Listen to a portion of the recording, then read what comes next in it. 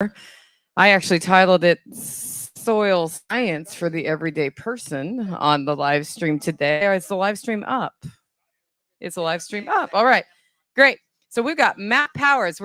We are continuing our wizard theme for this afternoon with a man who works with invisible critters that live in the soil and magically make things grow.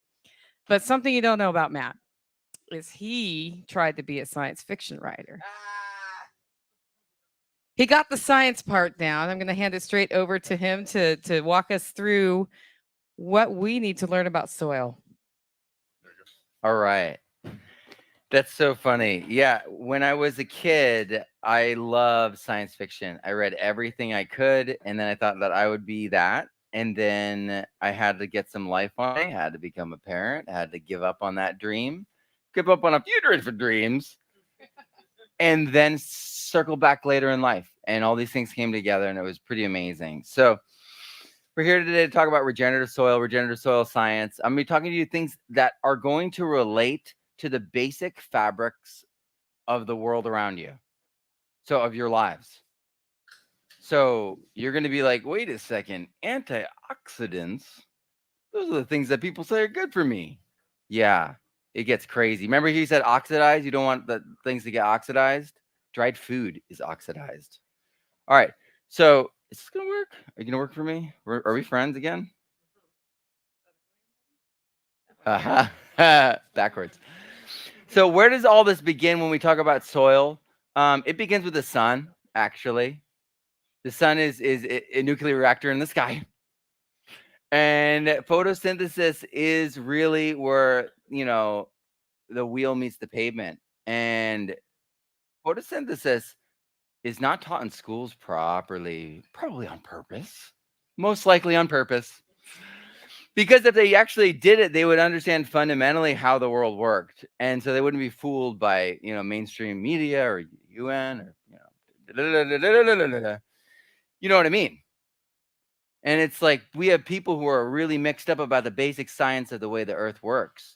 And the reality is, if we look at the actual chemistry, the chemistry, luckily, is still straight. Because mathematically, they can't get away from it because they released the periodic table too long ago. So we have sugars that are being released and oxygen. It's oxygen and sugars, okay? Not only that, we have protons. They vent off the oxygen in this equation. They don't in water. That's why doing aquaculture is so different. And all the people in aquaculture understand redox. Because if they don't obey the actual cycles and systems of nature, they kill all their fish.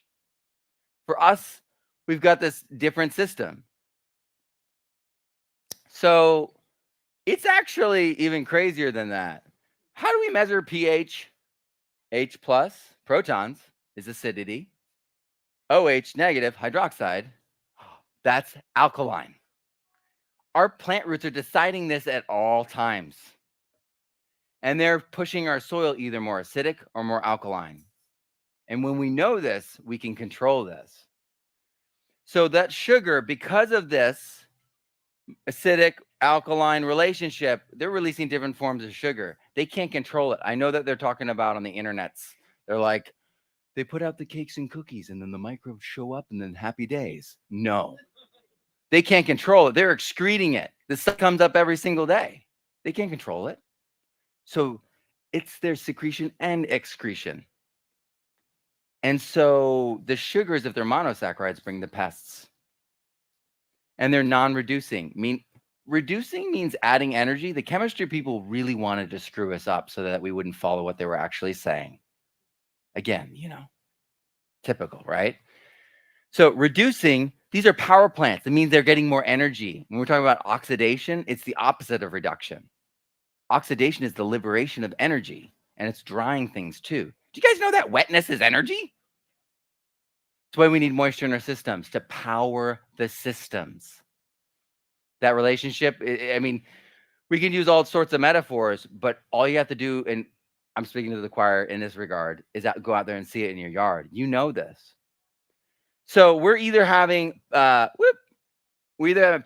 bait because they're putting out those simple sugars that attract the pathogens and diseases, or they're gaining in power, they're gaining in strength.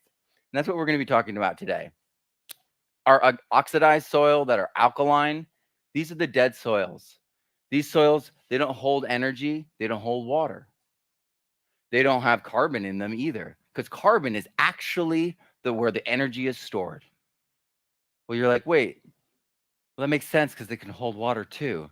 Yep. Right? These things overlap in what they are, and that's why it's so beguiling when we talk about them, because the carbon, the water, you know what I mean, the photosynthesis, all of them rely upon each other so tightly. And then we don't ever get this information either. They need to digest like we do.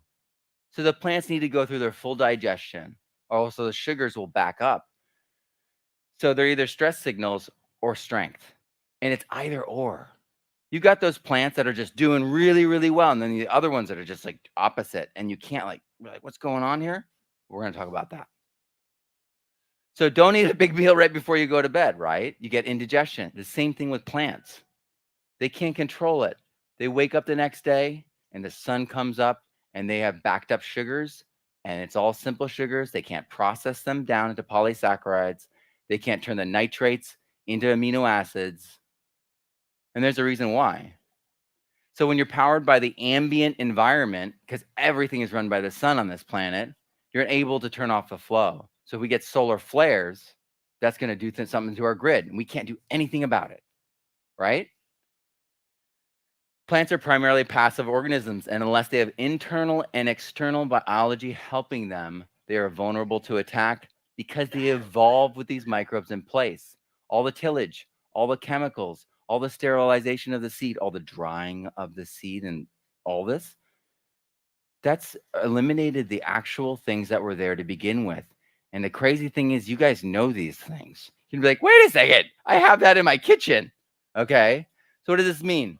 We need to help them process and digest properly by adding the microbes back into our soil and onto the plants so that it absorbs into them. So what could help in this situation? Does anyone know? Hands? Stephen, you're not allowed to answer, but you, sir. What's your answer?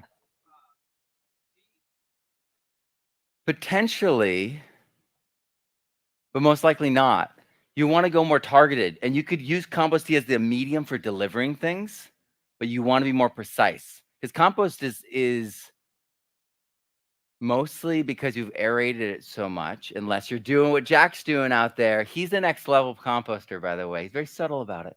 Doesn't let everyone know about it all the way. But you guys should ask him before you go about the way he composts, because he's broken. Yeah. He's doing things on another level. So effective microbes. Who's here's heard of effective microbes? So it's a trademark term, but it's not like microbes that you're going to be like, oh, wait, you can't own that, right? So their trademark name and product, no one can own the microbes. So we look here, it's lactobacillus. Oh, okay. And you're like, oh, that's like in my kefir, in my kombucha, right? Right? Yeah. Okay. And they have one for the stomach and gut. You're like, oh, I think I make something like this. My wife, I think, makes something like this. Water kefir, right? Isn't it good for my gut? And she does ginger. Okay, it's the same thing essentially. But look, Saccharomyces cerevisiae. Where do you think the yeast came from to create alcohol? It was in the plants to begin with, and it's all over and inside all the plants, and it's a plant growth promoting fungi. It's an endophyte. It's an endophyte. It lives inside the plants. And so you mix in your compost tea your bread yeast and activate it into your compost tea, you're going to have effects in the soil. And you could make making these brews with lactobacillus, with water kefir, because it'll have more than that yeast. It'll have more than one type of lactobacilli. And then Rhodosodomonas palustris. If you go to algaebarn.com, you can buy a pure culture of Rhodosodomonas palustris. It's PNS. Normally we say purple non-self bacteria, and then we do all of that. I think they have a certain sense of humor over there, and they named it that, so you have to like say that slowly. But yeah, Algae Barn. That's a secret though. like everyone in the industry is like this magical, like purple non-sulfur bacteria that no one knows about. It eats algae. Everyone in the aquaculture world already knows about it. Steven knows. Steven was like, oh yeah, I do that with this. Yeah. They already know. They're old hands at all this stuff. Like me being introducing to the soil, they all thought I was like, that's cool. That's rather novel from our perspective. But it's totally introductory for me and for so many people. So we're talking about yeast. We're talking about lactobacilli. We're talking about Rhodocytomonas palustris, which controls algae and feeds 4 different ways. And you're like, oh, this looks exactly like my kombucha. Yeah, there's yeast flakes in it. Come on. So why? Okay. It completes photosynthesis. It completes the nitrogen synthesis and its internal nitrogen release and nitrogen fixation. And its immunological triggers so that its immune system's always on guard. All this is happening from something that you can be brewing up and applying at scale. And I know that's a really important thing because some of us have thousands of acres. It's brewer's yeast. You know what I mean? Agricultural, you get some agricultural molasses. You get a bunch of brewer's yeast in bulk from a restaurant company, online. And then you buy the large aquarium breeders packet for the purple non-sulfur bacteria. You breed that up. You do like 5 of these ICB totes, and you apply that on like 10 acres and see how that goes. And then you'll be like, next year I'm doing it on the next 10 acres. Next year I'm doing it on the next 10 acres. And then you're like, I'm doing a whole hog. You know what I mean?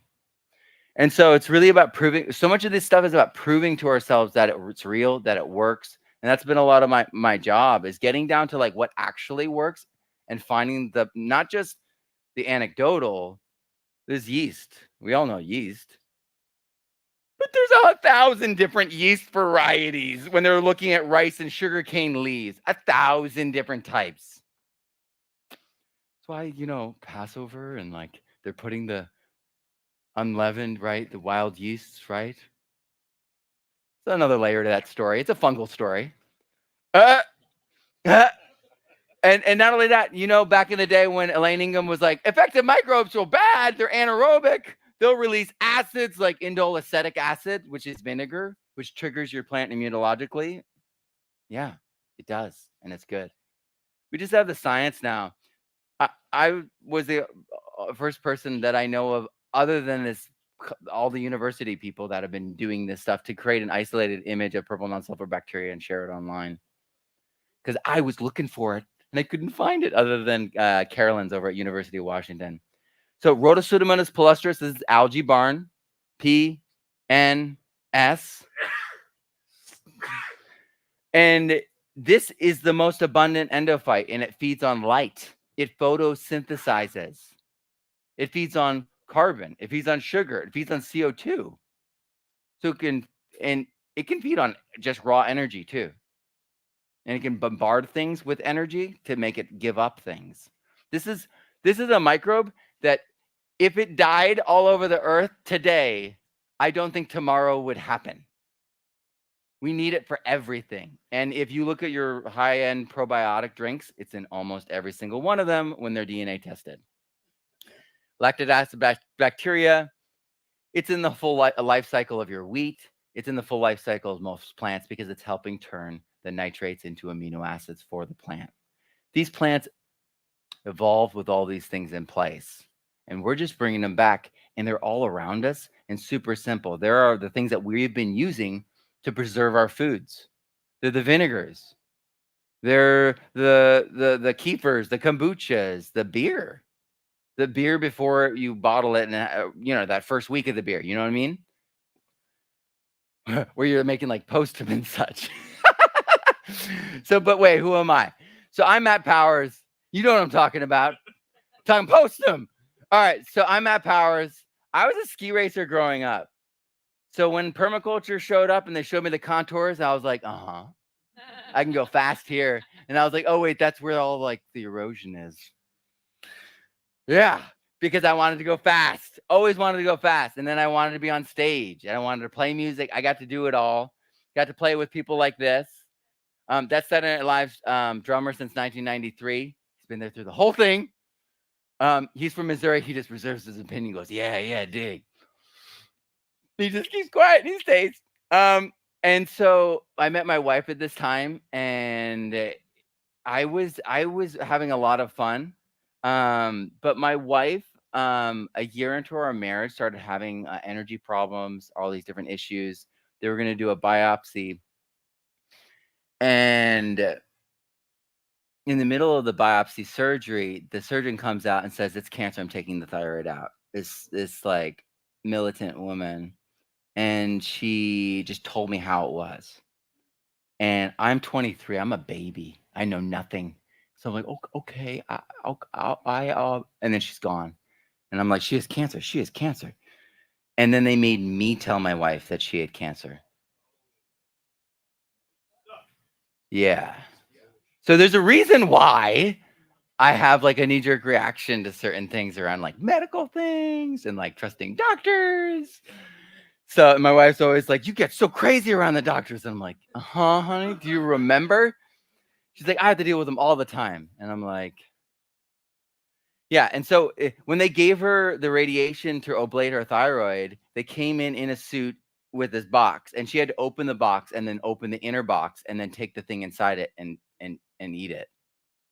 They were in a suit. She's not in a suit. And then everyone's on Medicaid going home on the public transit, and everything they touch is radioactive for 6 months.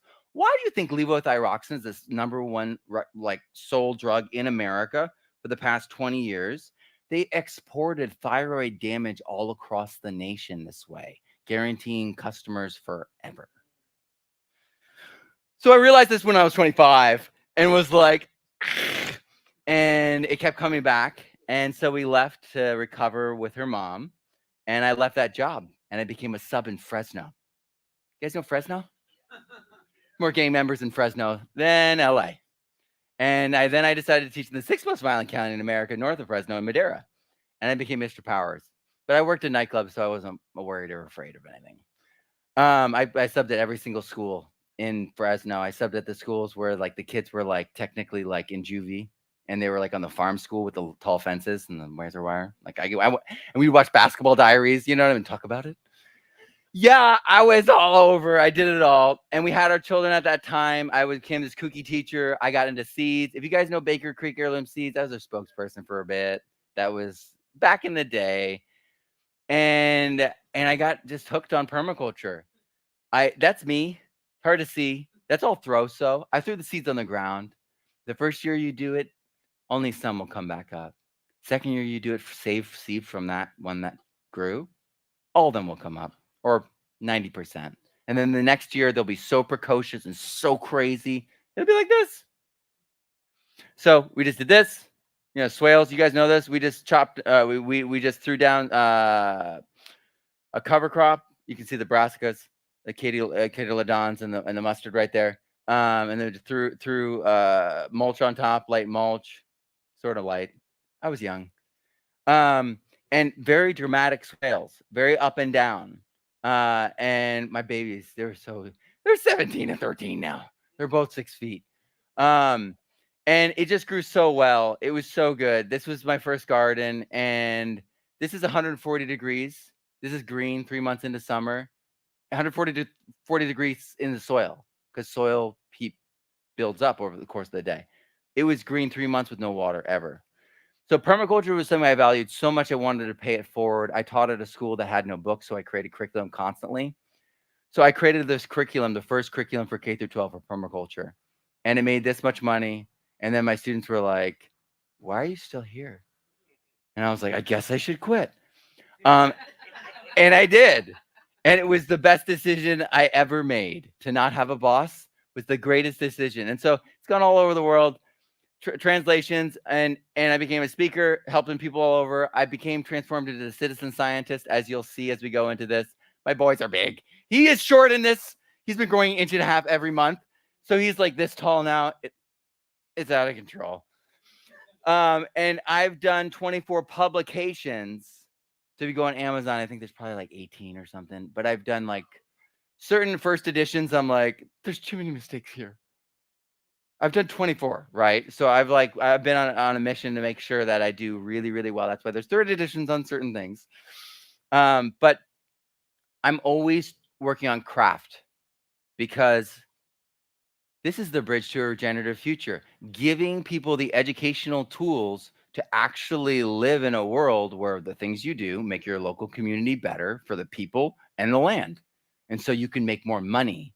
So your kids can inherit something so that the land doesn't, no more dust bowls, no more you have to move out of this area in order to find your place. No. We want to be able to create legacy in the land. We want people to own their land. We want people to love their land. And we want people to be like, no.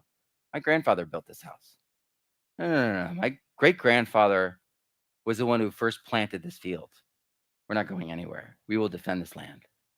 Like that kind of ownership is what we are after. So what do I mean by regenerative? I know that they're playing games with like, we're going to make a certification. I'm like, you're giving them the football again to play politics with it. Great. Let's see how that goes. So I created my own thing, regenerative soil. All that means is getting better and better over time and have the ability to be self-healing along certain metrics that are measurable, that are all of us can measure. Make sure my time. Okay, I got it. All right, so regenerative soil, better and better over time, self-healing abilities. Why is this important? If you master this, all your systems will maximize their potential. It's your orchard. It's your animals that are grazing. It's everything. So we're going to be talking about the 5 indicators of soil health, how to improve any soil, how to grow faster, healthier, more productive, more resilient plants. You're going to save time, energy, effort, money. You're always going to have better soil and better plants year after year. And you're going to be able to apply this at any scale. So you guys can make this happen. It's not hard. I know it's science. We all have I think, honestly, you guys should know. If you have 3 good teachers in a row, you think you're good at this subject. How many of us have had 3 good teachers in a row? Whose luxury is that? I don't know. Like that's the thing. So it's a miracle that we think we're good at anything coming out of public schools the way it was. It was just, I thought I was bad at things I was good at. They try to just gaslight you into just ducking and going. So my story, I'm Central Valley, California. It's brittle Mediterranean. It's where all the fires were. They are literally man-made because they are draining the water from above and have been systematically. And they didn't fix the logging roads, which are designed to drain from 100 years ago. So it's all, they know too. It's terrible. They're draining all the water off, doing turbines as the water goes down, selling you the electricity and taking your water all in one move. It is, and everyone knows it. And everyone's, ugh. Woo! All right. So I have a little bit of things about California. I have a little bit of thing about California. It's okay. I've got plenty of bites. I got 4 dogs at home. 2 of them are wild. I've been bitten by them. So decomposed granite, that was getting up to 140 degrees. See, that was true. Sierra Nevadas and water. Tulare was the largest body of fresh water west of the Mississippi. They drained it purposefully. King Cotton didn't want competition. So I did swales. You guys saw this. It's simple. It's easy. You can see the color difference. You see that? It's white and it's brown. The carbon is actually leaching down the hill. And crazy. Yeah, so it was so big because it was so oxidized and alkaline. If you go further, if you fix your soil, your giant amaranth will just shrink. That's what happened to me because I fixed my soil. You don't really want to grow amaranth if you can avoid it. I've added compost and compost tea, planted nitrogen fixers, and I just did permaculture.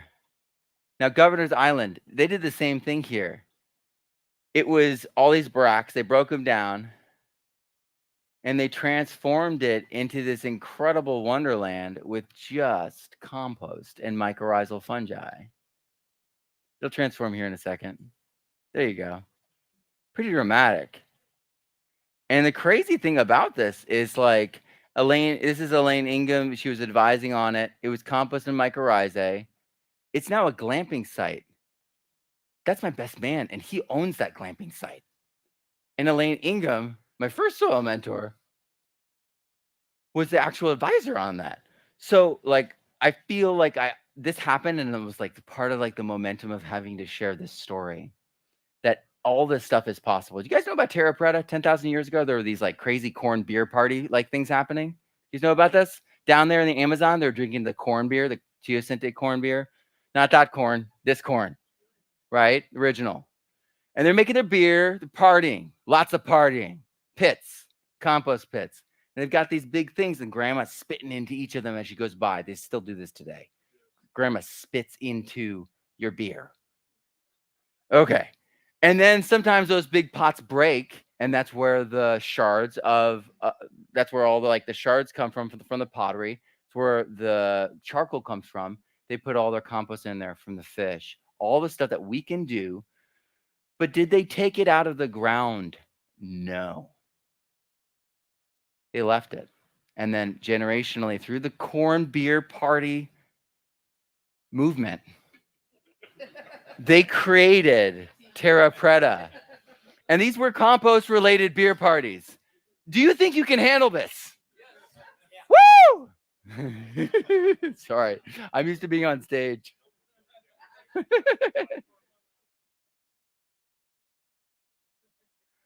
So this is what it looks like today, and they literally sell this. So 5 cousins, she composted with biochar and EM. You can do this. This is what I did. There's a video online. This is what passed through and just did fire in California. And you see underneath, there's no integration. It's just hard clay and then this like burnt out anaerobic layer and actinobacteria going crazy. And it's really, really light. Now, this is what I did with the sheet mulching, chop and drop in place. There's a video of this online, sheet mulching compost. And you can see the char. You can see like so much structure. And in the video, I go closer, you'll see it. But there's even pottery shards. I'm like, where did the pottery shards come from? I didn't put them in there. You know, I'm like trying to imitate Terra Preta, and I happen to be pottery shards in there. But it's California. I'm sure they like threw their pots in the front and they just shattered. So it's hard to see here, but it's incredibly dark, and the turbidity is like brown, and that's white. So Singing Frog Farm, they went from 2% to 12% organic matter in 12 years. It's just compost, perennial hedge, just like Nick was talking about. Doing what he's talking about in perennial hedgerows is what they're doing. And they're just chopping the tops of them, stimulating their growth, keeping them obedient, and subtle earthworks. And they have so much organic matter in the ground that they can hold, I think it's 20,000 gallons extra per hectare now, or per acre now. And so all these obeyed these rules. So we have to have the right plants. We have to have them doing the right things in the roots, not producing hydroxide, because that's what amaranth does naturally. It kills the soil and gases off your carbon and nitrogen. It's wrong. I know, right? Mike Amaranthus, the mycorrhizal fungi guy, is like, I can't believe my name is like the worst possible plant. He said this in the middle of an interview with me. I was like, I don't know what to say now. We're in therapy. And so photosynthesis, we need to have proper photosynthesis. We need things to fully go through the process to be able to digest their sugars, which means they need to be inoculated. They need to have the microbes on them. And then you need enough organic matter to hold the energy, to hold the moisture. Because if it's just minerals, it's not going to hold the moisture. And then you need the right minerals. Because if you don't have the right minerals, you will not have it go through the full processes it needs to go through. I mean, the reason so much of our food is lacking nutrient density is because they've been doing NPK forever and tilling. So all those micronutrients are gone. You know, this is what Joel Salatin says the number one thing he pays for in his whole budget is minerals for his animals to eat. That's how he remineralizes his soil too. So why do people fail at this? They think I just need to keep doing what I'm doing, and I just need it works. I'm stuck in this, and it's a perspective. And I think it's going to change because people are using the science finally and getting beyond organic. Organic was just a lack of something. So it wasn't proof of additive. It wasn't proof of nutrient density yet. We had to develop that. That's where we really are right now. And so those people are going to be able to transition much more powerfully now because we have proof that you can save $1 million a year if you're over 20,000 like hectares or 20,000 acres. Always doing both of my books. So David Holmgren, he's the co-creator of permaculture along with Bill Mollison. He was the kid that was the genius, and Bill was like the adult. And together they created it. Hint, hint. He was the one writing his thesis when he was 17 on the subject of permaculture. Right. So he locked up his soil and turned it into concrete because he didn't understand that there's a ratio of calcium and magnesium, and it gets buffered. It gets buffered by organic matter. And then there's other relationships. But there's a lot of composting confusion out there. There's a lot of redox confusion out there. Remember, we were talking about the energy, oxidation, drying. A lot of chemistry fears. I was there. And then microscope envy. Folks wanting the good microscope. But you're not going to fail. This stuff is very, very straightforward once you kind of get out of your own way. So let's dig a little deeper. Let's look at this. I got a good time.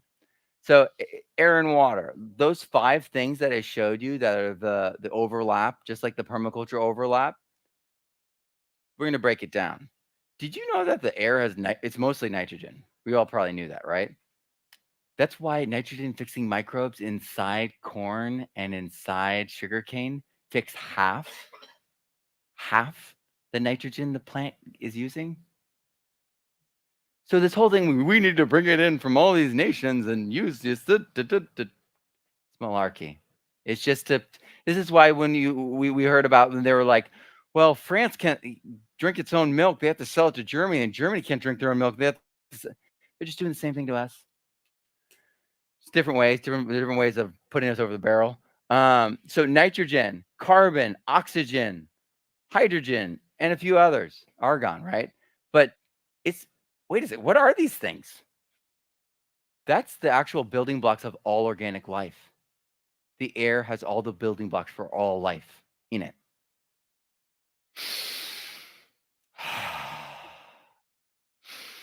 Kind of crazy with breath of life, right?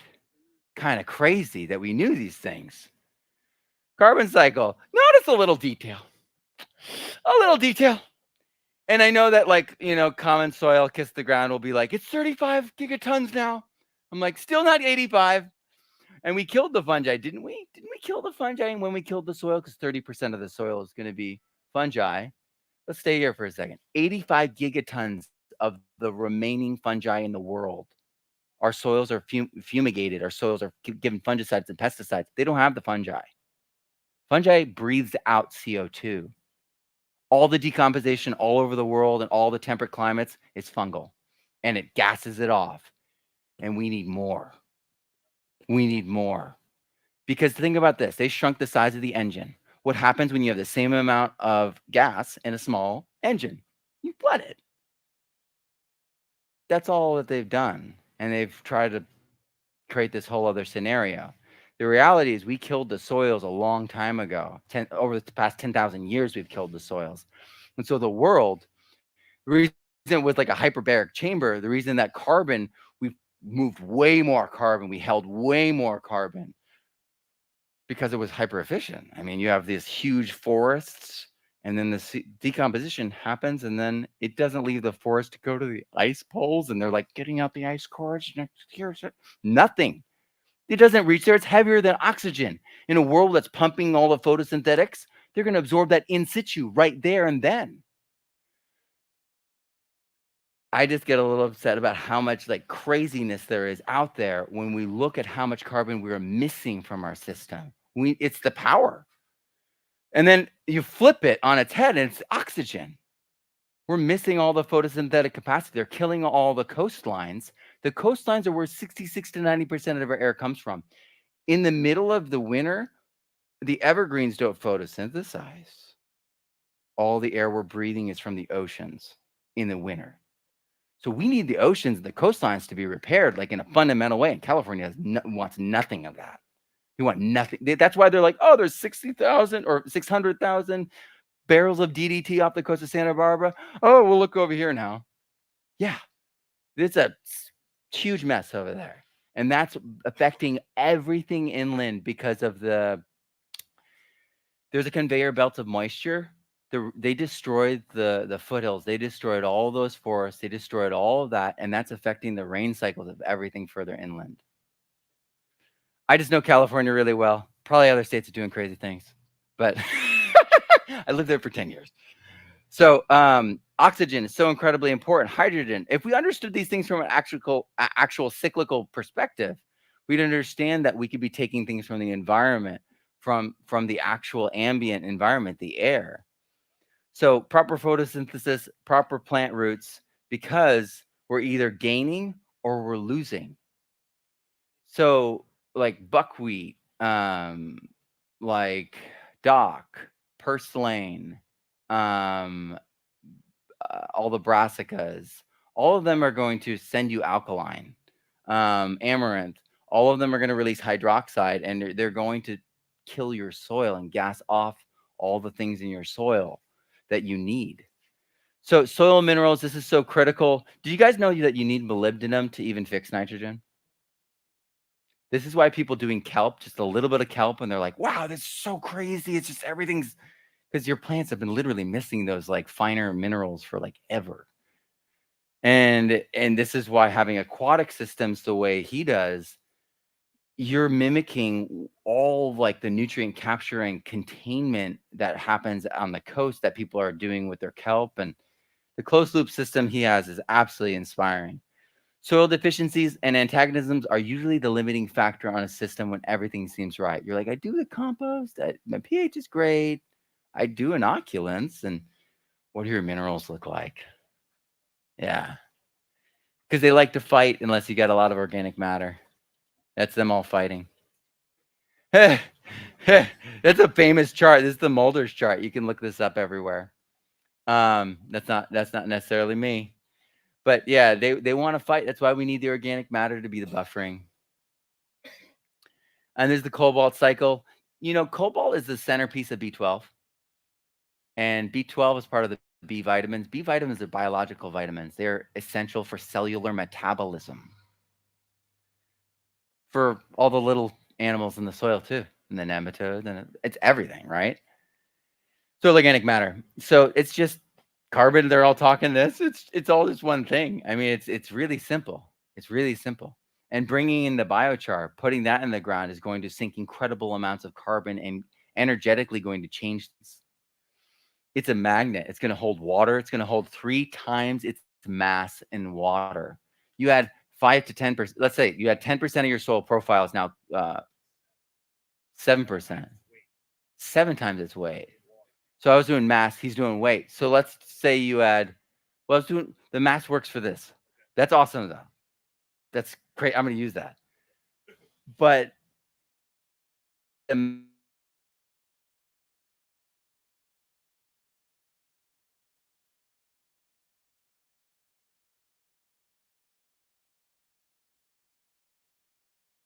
safe. And you can go up to 85% biochar and grow perfectly because the fungi love it and connects it all. And they store the energy inside there. And there's like all these crystals and glomalin and all these beautiful things building up. Soil biology. So you've probably seen this before. Cakes and cookies on the roots. They're giving out exudates. They feast on it. Then the protozoa feast on it. And then the nematodes release all the nutrition that's in the protozoa and in the bacteria and the fungi. So it's the release of the protozoa and nematodes that gives you your plants this. The plants are in a circuitous way. Have you heard Elaine Ingham talk about this? Or any of her acolytes? How fast do your plant roots grow when they're really excited? Super fast, right? How fast do you think this reaction happens? Happens around the nematodes.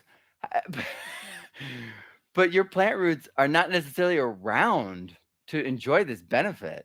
So this has to happen before your plant roots are there if you want this to happen. But the reality is this is very slow. This is what's really happening. Your compost tea, what it's actually doing is this. Your plants actually eat microbes. Their roots, they oxidize the microbes and rip the energy out of them and the nutrients out of them.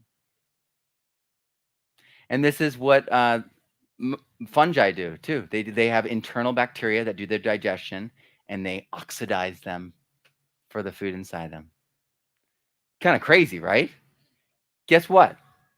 If your plants don't do this, they don't grow plant root hairs. That's how natural it is. It's fundamental. And the thing is, we didn't find this out until the past 5 years.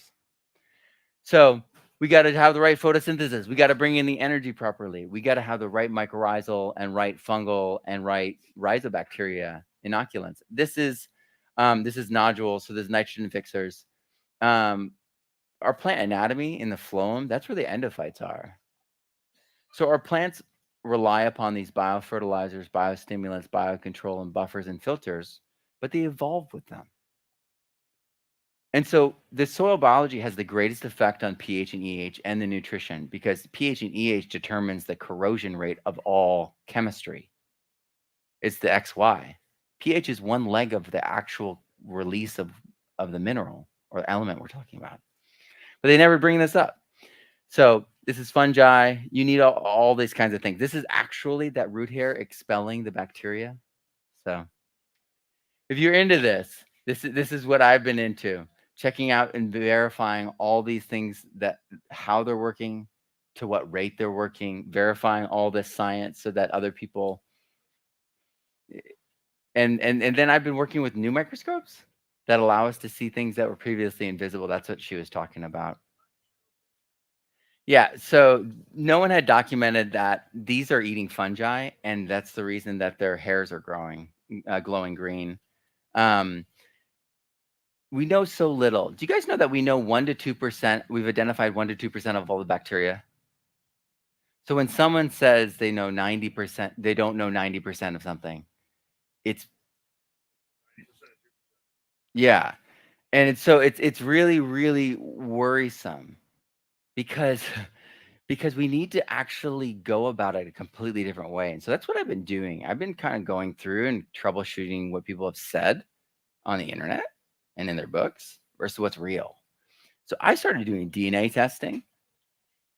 And I've been putting all this together into plans for people.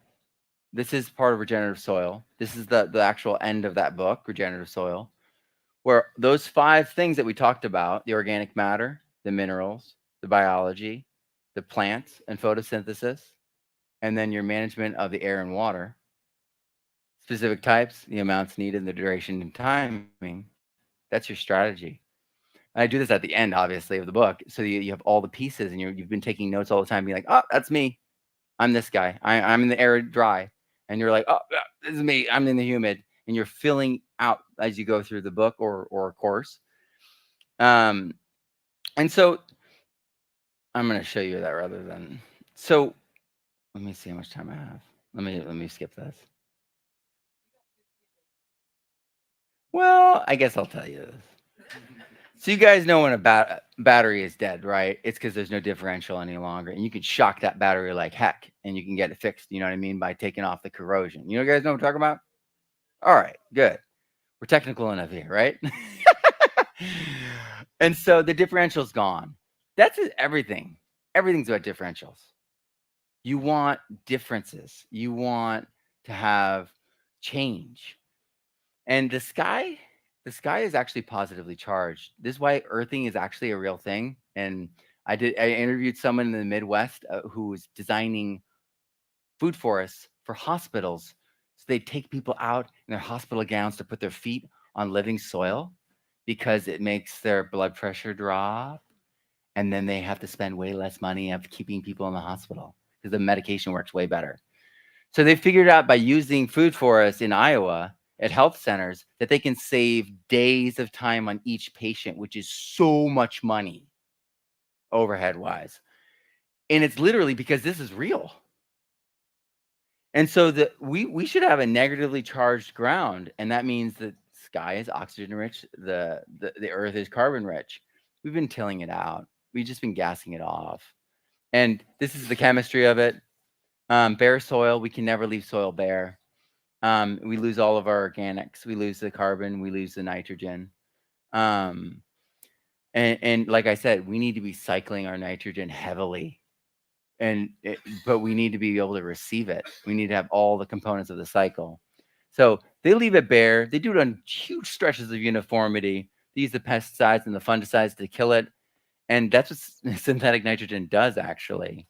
It actually kills the soil because it's looking for carbon to bond with to compost, right? Your compost C to N ratio. That's what happens in their soil. That's why they're killing their soil so bad. They're composting their soil away. So yeah, it depletes the soil of organic matter. They're draining it of energy and life, but we can fix all that. Water is also energy. pH is linked to the humidity. Do I have that image? So if you look up the pH map of the globe, it goes right over humidity. Like, so all the humid regions of the earth have acidic pH.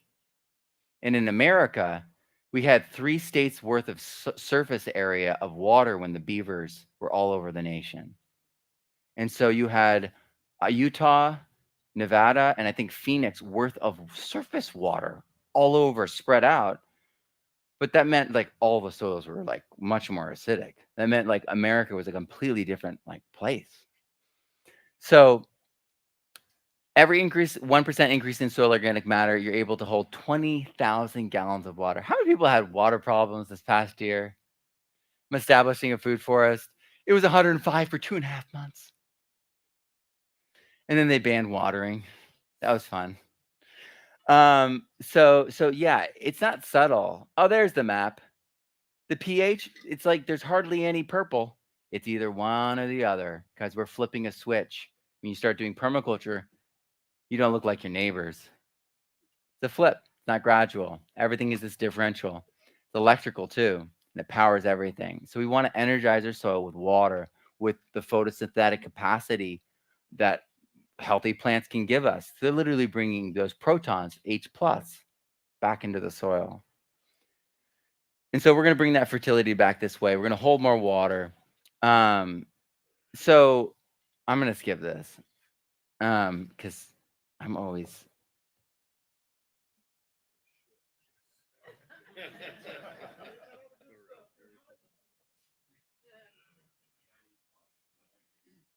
So I want you to ask questions. So I'm going to hurry up. So what if, let me expand upon here. So like if you take 10 more minutes right now and we go 10 minutes late, it's not the end of the world. Oh, okay. That's a good sign. That's always a good sign, right?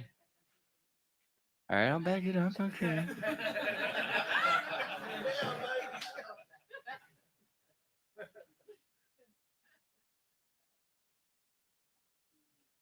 All right, so this is my story.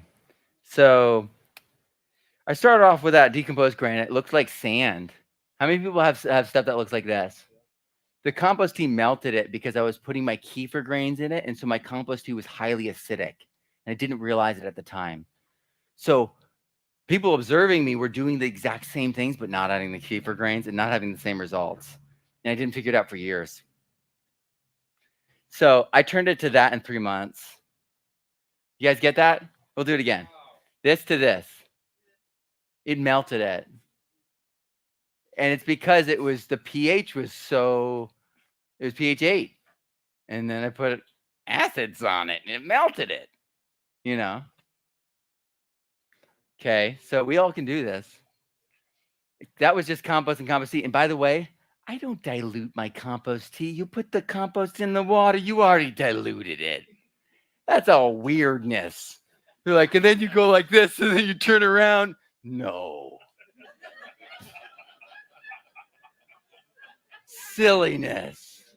And then on the internet, like I see so many of the comments on my videos, they're like, but isn't compost just as good as compost tea? And what's the difference between compost? I'm like, oh my gosh. Like we're just diluting, you know, and then aerating, and that's bringing in yeasts because yeasts are all throughout the air, which can really help things if you keep the pH down. So nitrogen fixing legumes, I did these all throughout this. And I actually intermix nitrogen fixing legumes in everything I do. So I'm always doing cowpeas in summer. I'm like a huge cowpea fan. I don't eat cowpeas very often, but I love them. And about diversity, I planted each of these varieties that came up is a survivor of 12 other cultivars for that type. So I put down like 10 to 12 sorghum, 10 to 12 kale, and then I put them all into a jar and shook it up and threw them all like that. And then the ones that grew, I saved seed from, and they were the winners and the good ones. And the next year I had all these like really awesome seeds. It was literally that easy. And I never understood this whole idea that like you had to do rows or you had to like make things like pretty. My poor wife, she thinks that everything I do is messy. That's why I have a separate house for myself. No. It's for my projects. I sleep in the other house, but we call it my house, and it's the messy house, and there's no running cold water in it. And then her house, where there's hot water and such. So earthworks, we did these earthworks, and we always do cover crops, and then we moved. And so all the success you saw me do like early on was just that. And it was gone because they tilled over it because they were afraid of fire, and I wasn't there to defend it. Yeah, it's rough. And then it was Baker Creek, and then we moved again. And then I was in Balboa Park and helped them expand their food forest to the street. And that was like totally not legal. It was awesome.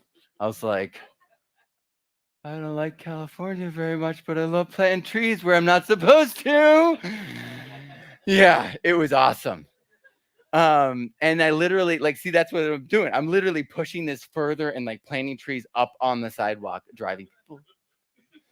Yeah, and like it was awesome. It's moved all the way to the sidewalk, and it's crazy now. And the seeds I threw on the ground are still self-seeding, and it's been 7 years, 6 years. Yeah, and this is Balboa Park. This is the Central Park of the West Coast. That's across from the Naval hospital where that terrible thing happened a few years ago. Yeah. Then we moved again. And then we put in some awesome soils. I planted a bunch of apple trees. And in one season, do I show what it looks like? I used EM on this site a lot. EM can increase your soil organic matter by 0.5% in 2 months, even if you're using synthetic nitrogen, because remember, it turns nitrates into amino acids. So there's a cheat hack to help our farmers get out and start fixing things now, right? Because, and you guys know EM, right? We know what that yeast, and it's the Rhodocytomonas palustris, right? And then it's the beer yeast. We can help our farmers have corn yeast beer parties. So this is one season. That swale that you saw that was naked, this is what it looked like the first season. Started figuring things out, didn't I? Yeah. And the colors, because I was getting into minerals at this point too. Started getting the kelp. The colors got brighter and stronger. The flavors are stronger and stronger. The plants, I don't remember there being any disease. And it's the Pacific Northwest. Everything's getting fungal blight. Why?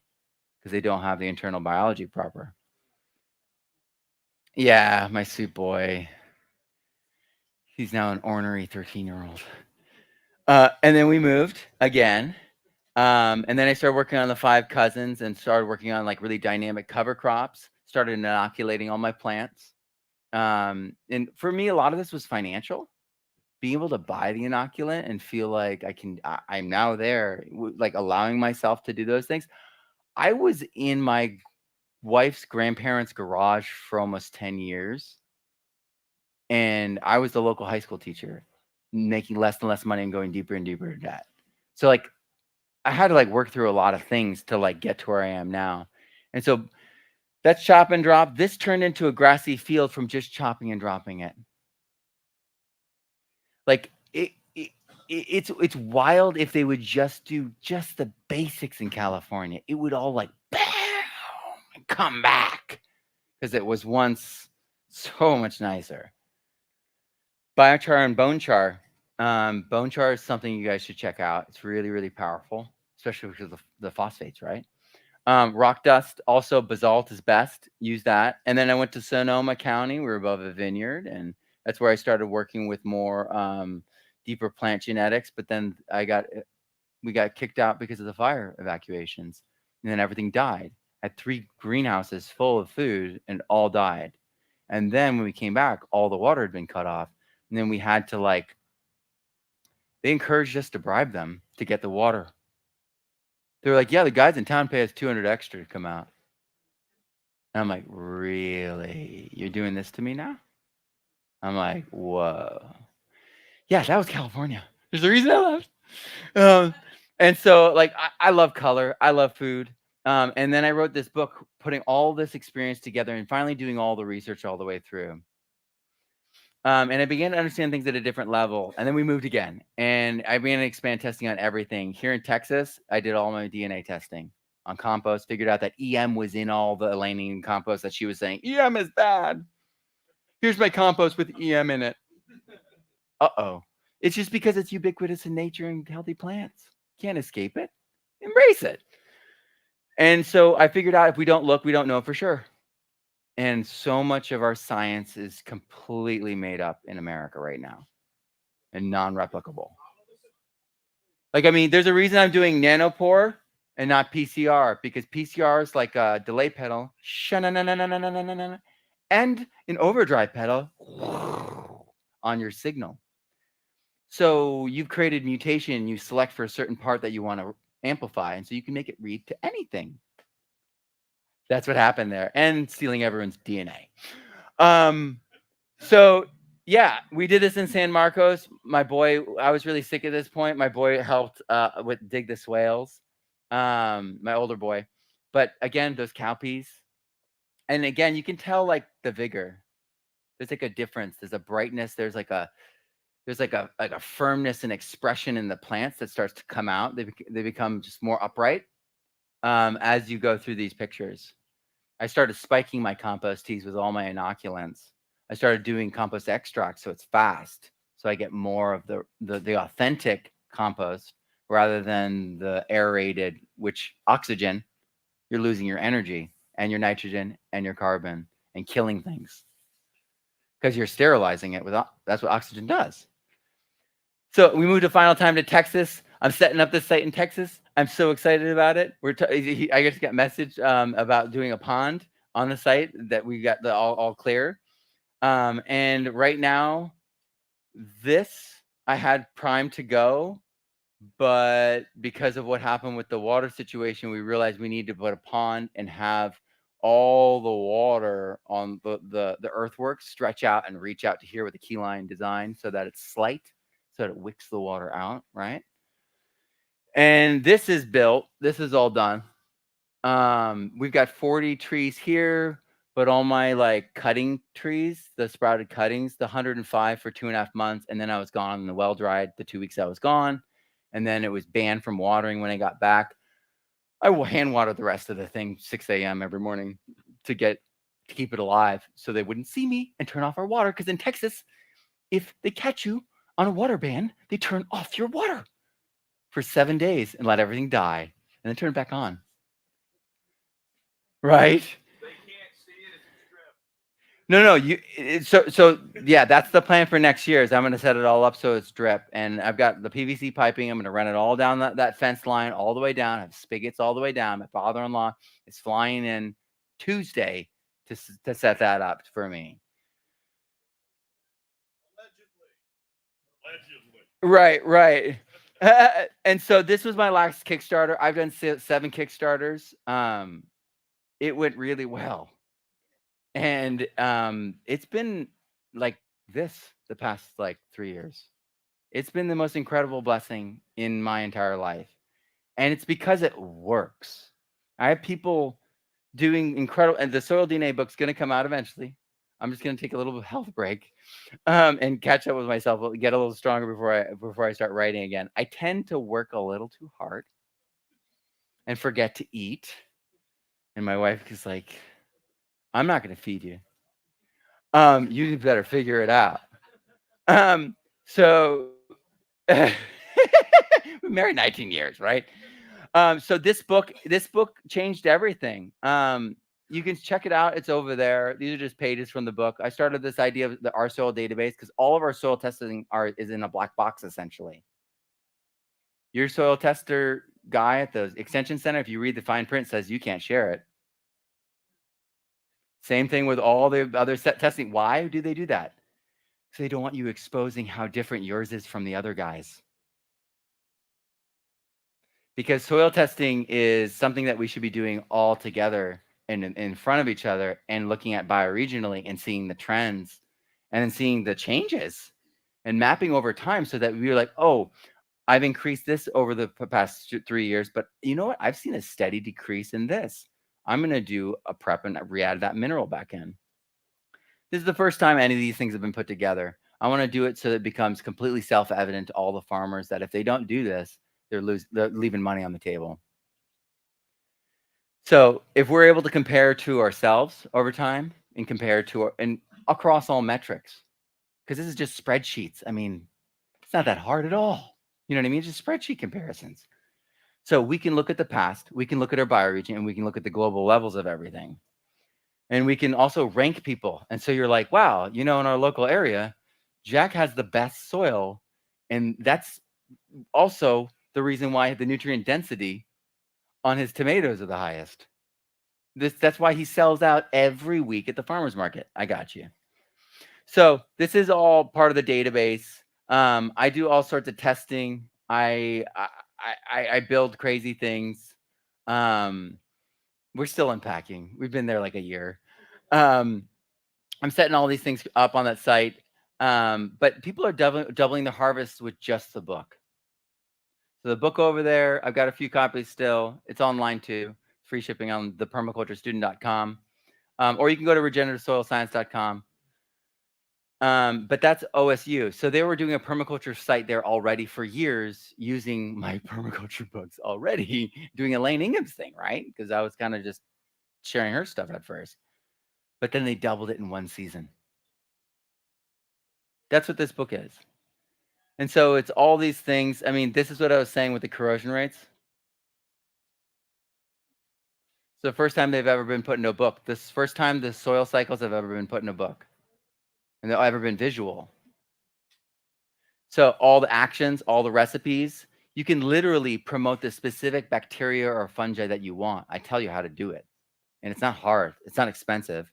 If you can brew like mead, you can be fine.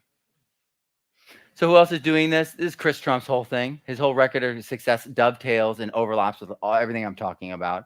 He's just doing it in a different way with different names. And once you understand what he's doing, you're like, oh, wait, I could do this and that. And that's what Stephen does. Stephen mixes everything. Stephen's a genius. All right, so John Kepps, the reason his stuff works is because he's obeying the stuff that I'm talking about in the places he is. But his stuff is limited. When you ask him about which biology, he goes, robust. That helps no one. And Elaine Ingham, the reason she's been successful in the places she's been successful is because of the reasons that are in this book. And you'll see, you'll be like, oh, that's why that worked there. So it can be scaled up and down. And I just want you to think about this. What if your soil improved every season significantly? What would be possible? I've got courses online, regenerativesoilscience.com. I've got over 500 students in the regenerative soil community. I've got, I think we're almost at 10,000 students in my programs. And they're lifetime communities. I have people from all over the world that are making this real, seeing this change. So I invite you to check that out. I invite you to think about what's possible. I'm Matt Powers, grow abundantly, learn daily, and live regeneratively. Jazz hands. I'm wondering if there are any questions. I'm going to keep questions kind of short because Jack, you know, what you got? let me so the mic over there is on. I have a question from online is, do you think earth regenerates itself making more minerals? Nothing is not like created nor destroyed, right? But it's all about location and timing. I mean, Led Zeppelin, right? Robert Plant, all the rivers flow into the sea, or all the mountains flow into the sea. That's the truth. Like natural erosion is a real thing. So all those minerals are always going to be more abundant in the coasts and in the shellfish and in the, the fish. So I don't think we're going to be able to get around that. And the Earth, does have volcanoes. That's natural. But the time scales and the rates that we're usually talking about for those kind of regenerations, we don't like. A meteor will hit. Uh-oh. Yeah, we don't like those things. So I've been saying the same thing for 15 years, and it's due to Elaine Ingham. And we only know that I'm wrong for 5 if I'm right about what you said, but it kind of broke my brain.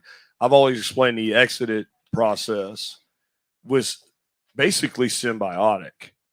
What I just heard you say about 1/3 through your presentation was that it's actually more predatory, that the plant, am I right? The plant, instead of making this exchange, is actually destroying, eating, consuming, oxidizing these soil microbes. You're 100% correct. The exudates that go out, 90% of the exudates get reabsorbed. Why would the plant give up all that nutrient and power? They reabsorb 90% of the exudates. Yeah, they let it out, and then they're all the microbes are breeding in the sugars, then suck it back in, and they zap them. And it's like an anteater's tongue, essentially, right? And so, yeah, this. You can't learn unless you realize you were wrong. I've been attacked for that. I just did it. Follow my example. God damn it. Also, you have some pretty good shorts to share from just the last 2 minutes. Yeah. Go for it. Matt, thanks very much for sharing. I recently came across a topic, and I don't know, I'm going down a rabbit hole. You didn't mention it at all. And I just thought to ask what you know about electroculture. That's a great question. Do you know that soil conductivity is measured in like millivolts, right? And so when they talk about soil conductivity, that's really what they're raising with like the whole chemical salt thing. When they're talking about the salt fertilizers, they're raising the movement and speed of movement of the minerals. And so that strips the soil. And so I see all these people doing the electroculture, and I want to do some experiments, because if you don't have the proper elements, all of us, we know we haven't rested enough, and then we've got to go and do some marathon. It's going to be like, and so it's like, we really need to have the momentum, the savings, the backlog, the reps, or whatever metaphor you want, in the soil for it to be actually regenerative. Electroculture, the reason it's so attractive is because it's so easy. And that always concerns me, because when we short circuit something and it looks good and it's easy, I don't think that's how life works. Hasn't for me. I've always had to pay my dues. Okay, I have a question from the internet from K-Bonk. He wants to know if they are blackouting the water testing too, out of curiosity. Blackouting the water testing. The way you're not allowed to share. Oh yeah. Oh yeah, of course they are. But here in Texas, we have water monitors that you can hook up to your phone, and so you can know if it's safe to go in the river with your kid. Like, water here in Texas is handled like in a way that like